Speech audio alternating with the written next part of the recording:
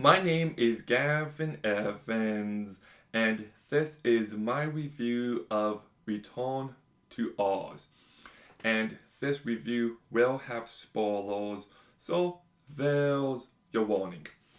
But one of my favorite genres of movies is gateway horror movies. And what I mean by that, it's movies that kids can watch that will scare them before the scary movies, if you know what I mean. So I'm talking movies like Coraline, Paranorman, Corpse Bride, The Nightmare Before Christmas, Monster House, Beetlejuice. I would definitely say Spy Kids, The Haunted Mansion. The original Pinocchio is actually quite freaky, so movies like that. PG movies that will scare kids. And this movie fits nicely into that category, and it made me very happy. So let's begin by talking about the cast. And when I reviewed the original Wizard of Oz, I don't think I mentioned the cast because to me, everyone was fine. Nobody really stood out. So, this might be a massive hot take, but I thought Fioza Balk was a much better Dorothy than Judy Garland. I just thought Fioza brought the necessary sweetness and likability better, and she carries this movie incredibly well. I was very impressed with her performance. Nicole Williamson, I thought he did a good job. He can be quite menacing when needed. Jean Marsh was my favorite part of this movie. Her character is so scary and interesting, and I thought she fully delivered. Piper Laurie did a perfectly fine job. Brian Henson brought plenty of personality to his character, and Sean Barrett voiced TikTok, and he did a good job. So the cast is definitely a positive of this movie, but what I really love about it is just how dark this story is. Like, the movie begins and Dorothy is talking about Oz, so her aunt and uncle are just like, we gotta take her to electroshock therapy. And I was like, sorry, what? Like, I knew this movie had a reputation for being disturbing, but even I wasn't expecting that. And it just starts the movie off on a very strong note. And then we get to Oz, and there's just a bunch of interesting dark visuals. Like there's these people that have wheels for hands and feet, and I thought they were quite freaky.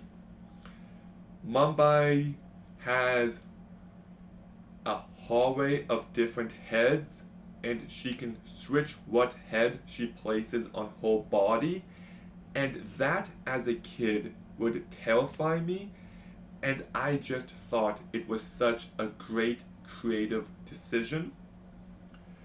Jack Pumpkinhead looks very interesting. TikTok has a great design to him. And I love how the Gnome King looks and how the walks shift and move. Like, there's just a bunch of great visuals within this movie, and they use practical effects, they use stop motion, and it just really elevates this movie in every sense.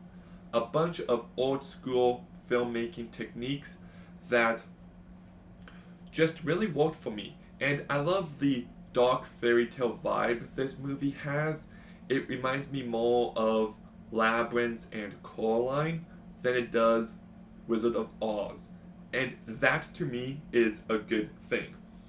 The movie also has some great costumes, some great makeup, some great production design, and the movie is just all around well directed by Walter Murch, who I believe this is the only movie he ever directed, and that to me is just a real shame. And I also thought the ending was actually quite sweet, quite emotional, as everybody just loves Dorothy, but she knows she has to go back to Kansas. And, it hits you in the feels a little bit.